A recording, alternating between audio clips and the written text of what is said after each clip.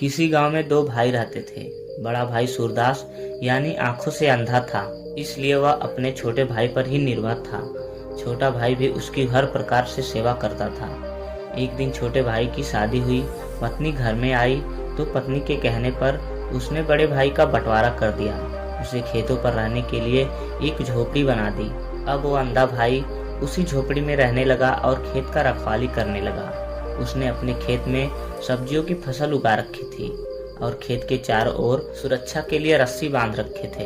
एक दिन उस नगर का राजा अपने मंत्रियों के साथ शिकार खेलने आया तो उसने एक हिरण का पीछा किया। हिरण भागता हुआ आया और वो सूरदास के खेत के चारों ओर लगी हुई रस्सी की बार को तोड़ता हुआ चला गया। कुछ देर बाद इधर से राजा हिरण का पीछा करते हुए आया तो राजा ने सूरदास से पूछा, क्यों भाई सूरदास, क्या इधर से कोई जंगली पशु गया है? वो हमारा शिकार था।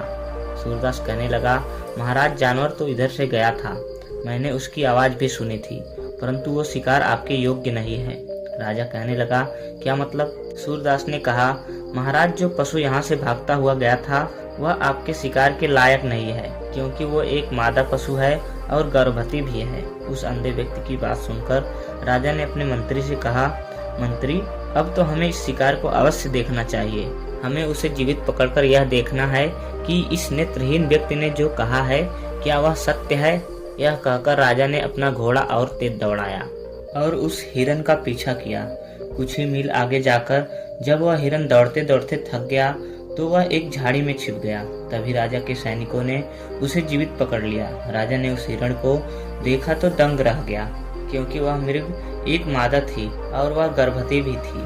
राजा उस गर्भवती हिरण को छोड़कर महल लौट आए और पूरी रात यही सोचते रहे कि उस सूरदास ने हिरण के विषय में इतनी सटीक बात कैसे बता दी। जो भी हो, हमें उसके ज्ञान की परीक्षा लेनी ही पड़ेगी। अगले दिन राजा ने 2 सिपाही भेजकर सूरदास को अपने दरबार में बुला लिया। अब सूरदास तो बड़े चिंतित थे कि राजा ने हमें अपने दरबार में क्यों बुलाया, आखिर हमसे ऐसी क्या गलती हुई। उधर राजा ने सूरदास को अपने बराबर में बैठाया, उसका खूब सेवा सत्कार किया और एक बात पूछते हुए कहा, मित्र सूरदास, मुझे यह बताने का कष्ट करो कि तुमने उस हिरण के विषय में इतनी सटीक जानकारी कैसे दे दी। आपने बताया कि वह मादा है और गर्भवती भी है। हमने जब जाकर देखा तो सच में वह मादा हिरण गर्भवती थी। सूरदास कहने लगे, महाराज, मैंने इस बात को ऐसे जाना कि यदि वह नर पशु होता तो मैंने जो खेत के चारों ओर रस्सी की बार लगा रखी थी वह उसको छलांग मारकर पार कर जाता, परंतु उसने ऐसा नहीं किया। वो उस बार को तोड़ती हुई निकल कर गई थी। मैंने इसी बात से अंदाजा लगा लिया कि वह कोई मादा पशु है और गर्भवती है। यदि वह उसे कूद कर जाती तो उसको और उसके बच्चे को हानि पहुंच सकती थी। उसने अपनी और बच्चे की सुरक्षा के लिए उस बार को तोड़कर जाना उचित समझा और मैंने उसके टूटने की आवाज सुनकर इस बात को समझ लिया। सूरदास की इस परख पर राजा बहुत प्रसन्न हुआ। सब लोग उसकी इस बुद्धिमत्ता की तारीफ करने लगे।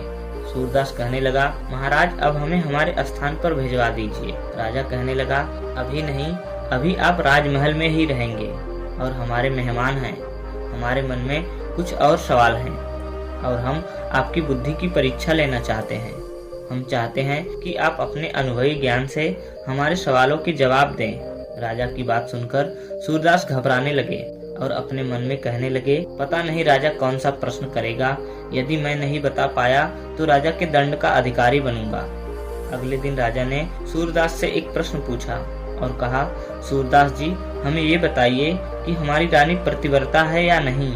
राजा का यह सवाल सुनते ही सूरदास के पैरों तले जमीन खिसक गई। घबराते हुए उन्होंने राजा से कहा, महाराज, आप हमें हमारे स्थान पर छुड़वा दीजिए।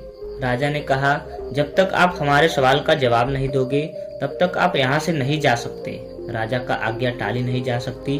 बहुत अधिक सोचने के बाद सूरदास ने राजा से कहा कि अगर आप मुझे इस बात का वचन दे कि जवाब सुनकर वो उनकी जान बख्श देंगे, तब वो उनके सवाल का जवाब देने को तैयार हैं। राजा ने सूरदास को आश्वासन देते हुए कहा कि उन्हें हमारी ओर से कोई हानि नहीं होगी। राजा की बात सुनकर सूरदास ने रानी से एकांत कक्ष में मिलने की इच्छा जाहिर की। राजा ने कहा, ठीक है, ऐसा ही होगा। अब राजा ने रानी को सूरदास के साथ एकांत कक्ष में भेजा। रानी जब सूरदास के पास पहुंची तो सूरदास ने रानी से अपनी एक अंगुली पकड़ने को कहा। रानी को इतनी सी बात पर गुस्सा आ गया। और उन्होंने सूरदास को पकड़कर घसीटते हुए बहुत पीटा। जैसे तैसे सूरदास अपनी जान बचाकर वहां से निकले और राजा से जाकर कहा, महाराज, आपकी पत्नी पतिव्रता नहीं है। सूरदास की बात सुनकर राजा का खून खौल उठा। उन्होंने तुरंत अपनी तलवार निकाली और रानी के कक्ष में पहुंच गए और क्रोधित होते हुए रानी से कहा, महारानी, यदि आप सच बोलोगी तो आपकी जान बख्श दी जाएगी, और अगर झूठ बोली तो इसी क्षण मैं तुम्हें मार दूंगा। राजा को गुस्से में देखकर रानी एकदम कांपती हुई कहने लगी, महाराज, मुझ पर इतना क्रोधित होने का कारण क्या है? राजा ने कहा, महारानी, मुझे सच बताओ, तुम पतिव्रता हो या नहीं? राजा का ऐसा अजीब प्रश्न सुनकर रानी कहने लगी, महाराज, आप भले ही मुझे मार देना, परंतु मैं आपको सच बता रही हूँ, मैं पतिव्रता नहीं हूँ। रानी का जवाब सुनकर राजा थोड़ा खुश हुआ और वह रानी को क्षमा करते हुए महल से निकल आया और उधर सूरदास से जाकर पूछा कि हे सूरदास, मुझे यह बताने का कष्ट करो कि आपने यह कैसे जाना कि मेरी पत्नी पतिव्रता नहीं है। सूरदास कहने लगे, महाराज, मैंने इसे ऐसे परखा कि एक पतिव्रता स्त्री सपने में भी एक पुरुष का चिंतन नहीं करती, छूना तो बहुत दूर की बात है। लेकिन जब आपकी रानी मुझसे मिलने आई तो मैंने उनसे अपनी एक अंगुली पकड़ने को कहा, पर उन्होंने अंगुली को छोड़कर मेरे पूरे शरीर को पकड़कर लात और घूंसों से मुझे घसीट घसीट कर पीटा। इससे सिद्ध होता है कि आपकी पत्नी पतिव्रता नहीं है। सूरदास की बात सुनकर राजा का उन पर विश्वास और बढ़ गया। एक दिन राजा ने सूरदास से फिर एक प्रश्न किया और प्रश्न यह था कि क्या मैं अपने पिता से ही पैदा हूँ या किसी और से? राजा का यह प्रश्न सुनकर सूरदास बहुत भयभीत हो गए कि अब की बार राजा ने मुझे मारने की पूरी तैयारी कर ली है। सूरदास ने फिर राजा से यह वचन ले लिया कि जवाब सुनकर वह उनकी जान को बख्श देंगे तो ही वह उन्हें इस सवाल का उत्तर देंगे। राजा ने आश्वासन दिया कि उन्हें मेरी ओर से कोई नुकसान नहीं होगा।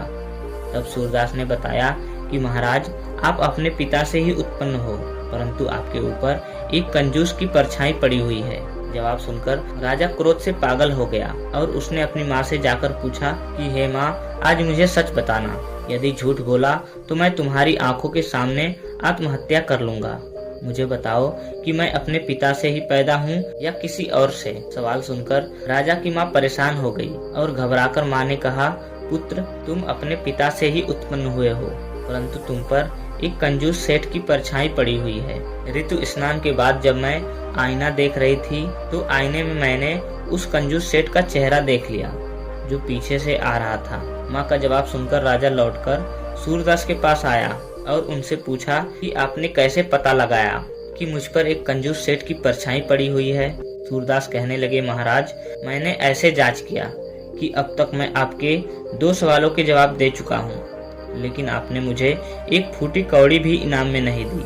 यदि आपकी जगह कोई और होता तो अब तक मुझे माला माल कर देता।